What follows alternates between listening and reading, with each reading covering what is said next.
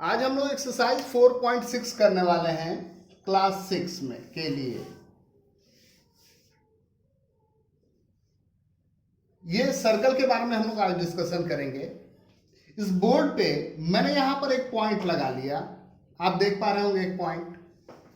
और अगर आप नोटिस कीजिएगा तो ऐसे बहुत सारे पॉइंट आपको मिलेंगे।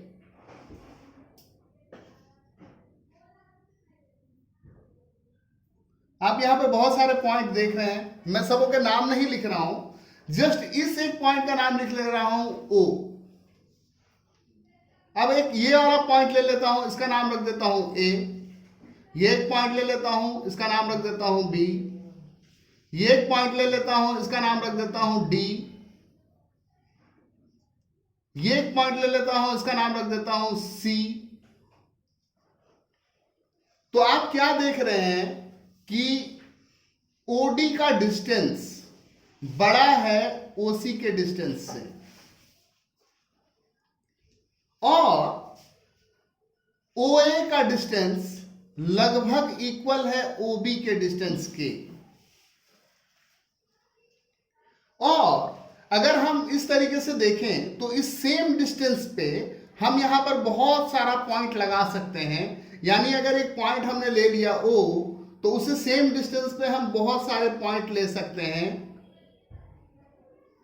और उन सेम डिस्टेंस वाले सारे पॉइंट की अगर ट्रेसिंग कर दें तो जो पाथ बनता है, जो पाथवे ट्रेस होता है,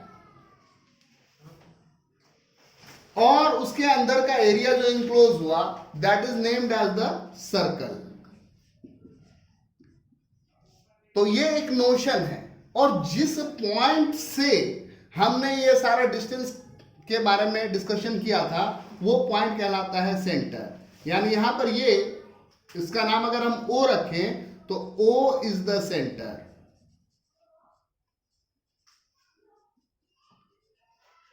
जिस डिस्टेंस को हम इक्वल रखते हुए सारे पॉइंट को खोजे थे, that distance is known as radius. Radius, जिसको हिंदी में कहते हैं त्रिज्या। और ये पाथ जो ट्रेस हुआ है, उस पाथ का नाम है सरकमफेरेंस। सरकमफेरेंस।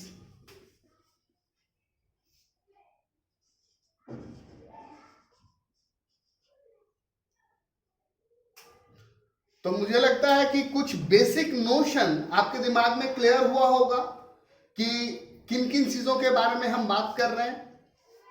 हमने सर्कल के सेंटर को डिफाइन किया, वो डिस्टेंस जिसके बिहाफ पे सर्कल का पूरा सरकमफेरेंस ट्रेस हुआ है, that is known as radius. जो पाथ ट्रेस हुआ है, that is known as circumference. और अब हम और दूसरे चीजों के बारे में बात करेंगे।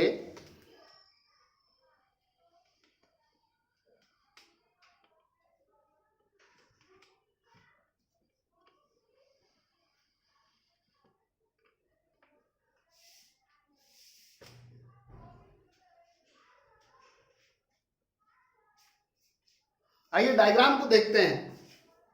यहां इस डायग्राम को आप देख रहे हैं, यहां पर 3 पॉइंट लिए हैं मैंने, ए, बी और सी। ओए डिस्टेंस जो है वो रेडियस से छोटा है, इसका मतलब पॉइंट ए सर्कल के अंदर है। Point A will lie inside the circle. यहां ओ बी, ये डिस्टेंस रेडियस के इक्वल है, इसका मतलब है कि point B will lie on the circumference. O C, ये डिस्टेंस रेडियस से बड़ा है, इसका मतलब है point C will lie outside the circle. अब अगर हम बात करें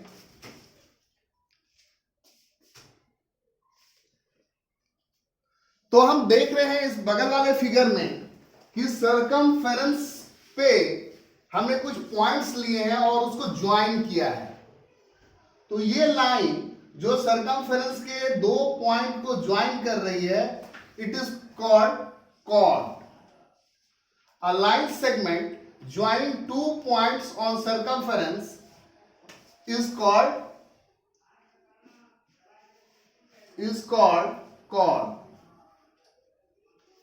और यहां पर आप देख रहे हैं कि बहुत सारे कॉर्ड हैं, जैसे ए बी एक कॉर्ड है, एक दूसरा कॉर्ड है सी डी, एक तीसरा कॉर्ड भी आप देख रहे हैं ई एफ, और एक चौथा कॉर्ड भी आप देख रहे हैं जो सेंटर से पास कर रहा है जी एच। अगर आप देखिएगा ए बी का डिस्टेंस सेंटर से जो कि ओ एम है, सी डी का डिस्टेंस सी एन है, ई एफ का डिस्टेंस ओपी है, तो आप क्या गौर कर रहे हैं? आप ये गौर कर रहे हैं कि O M is greater than O N is greater than OP. भेज रहे हैं? यस। यानी जैसे जैसे कॉर्ड सेंटर की ओर मूव करता है उसका लेंथ बड़ा होता जाता है, और जो कॉर्ड सेंटर के से होकर गुजरेगा वो सबसे बड़ा कॉर्ड होगा, यानी diameter is the longest chord. किसी सर्कल के लिए डायमीटर जो है वो सबसे बड़ा कॉर्ड होता है। और एक सर्कल में सेम लेंथ के बहुत सारे कॉर्ड हो सकते हैं, और एक सर्कल में बहुत सारे डायमीटर भी हो सकते हैं। अब हम बात करेंगे सेगमेंट और सेक्टर की। यहां पर आप क्या देख रहे हैं कि एक कॉर्ड है ए बी, और सरकमफेरेंस के साथ इसने जो कॉर्ड और सरकमफेरेंस के बीच में जो एरिया शेडेड है उसको सेगमेंट बोलते हैं। द एरिया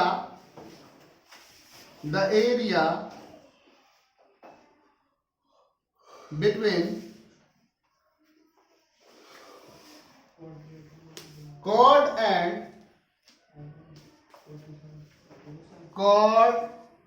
and circumference,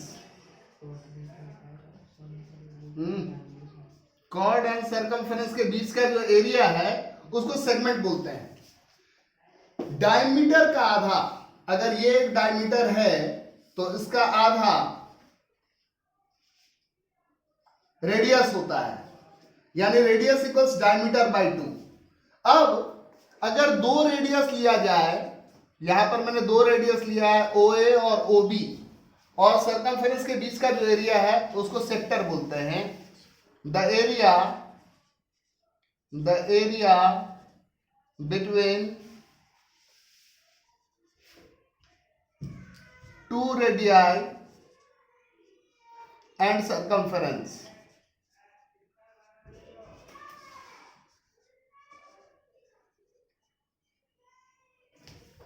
उसको हम सेक्टर बोलते हैं। तो अब अगर आपके पास इतना बेसिक नोशन आपका क्लियर हो गया, अगर आपने इतना बेसिक नोशन समझ लिया है कि सेगमेंट क्या है, सेक्टर क्या है, सर्कल क्या है, सरकमफेरेंस क्या है, कब पॉइंट सर्कल के अंदर होगा, कब पॉइंट सर्कल के बाहर होगा, तो इसका मतलब है कि आप एक्सरसाइज 4.6 के क्वेश्चन नंबर 1 को आराम से बना सकते हैं। एक्सरसाइज 4.6 के क्वेश्चन 1 को आराम से बना सकते हैं। तो आइए हम उस क्वेश्चन की ओर मूव करेंगे।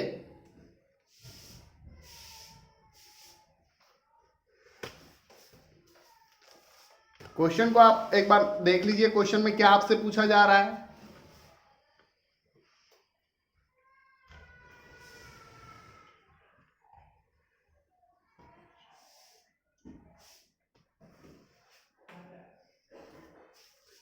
बोलता है from the figure identify the centre of the circle. इस फिगर में आपको सर्कल का सेंटर आइडेंटिफाई करना है। तो आप सर्कल का सेंटर तो आप देख ही पा रहे हैं, सेंटर क्या है आपका O। बोलता है 3 रेडियाई, 3 रेडियस ढूंढ के निकालो। कौन कौन सा? OA, दूसरा रेडियस आप देख पा रहे हैं OB, और तीसरा OC। बोलता है एक डायमीटर बताइए, डायमीटर कौन सा है? ये पूरा लाइन AOC। बोलता है एक कॉर्ड बताइए। वैसे तो डायमीटर भी एक कॉर्ड होता है, सबसे बड़ा कॉर्ड, लेकिन यहां पर क्लियर कट दिख रहा है तो हम ED बोल सकते हैं। अगर यहां पर बोलता 2 कॉर्ड्स तो हम ईडी भी बोलते हैं और हम एसी भी बोलते हैं। 2 points in the interior, 2 point जो सर्कल के अंदर में है, तो सेंटर तो सबसे पहला होगा ही, और यहां पर ओपी, इसका डिस्टेंस रेडियस से कम है, यानी ये भी, यानी P. A point in the exterior, एक पॉइंट जो सर्कल के बाहर है, तो क्यू। अ सेक्टर, सेक्टर बोल रहा है तो सेक्टर एओबी। और अ सेगमेंट, तो सेगमेंट तो बेसिकली ये वाला एरिया है, ये जो यहाँ पर ग्रीन कलर से शेडेड हो रखा है, तो अब उसका नाम करने के लिए कुछ नहीं है, तो हम उसको ईडी ही बोलेंगे। और एक और बात ये याद रखिए कि सरकमफेरेंस का एक छोटा सा पीस वो कहलाता है आर्क। तो आर्क 2 हुआ, जैसे ये वाला है, ये हुआ माइनर आर्क, और ये रिमेनिंग जो बचा वो हुआ मेजर आर्क।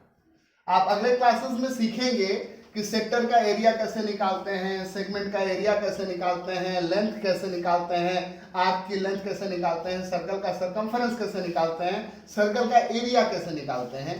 बेसिकली मैं अभी ये सारा चीज डिस्कस कर देता, क्योंकि कभी ना कभी आप 7th में भी जाएंगे, 8th, 9th, 10th में भी जाएंगे और वहां ये सारा कुछ है, बट स्टिल वो आपके लिए काफी लेंदी हो जाएगा, तो मैं वो डिस्कस नहीं कर रहा हूं यहां पर।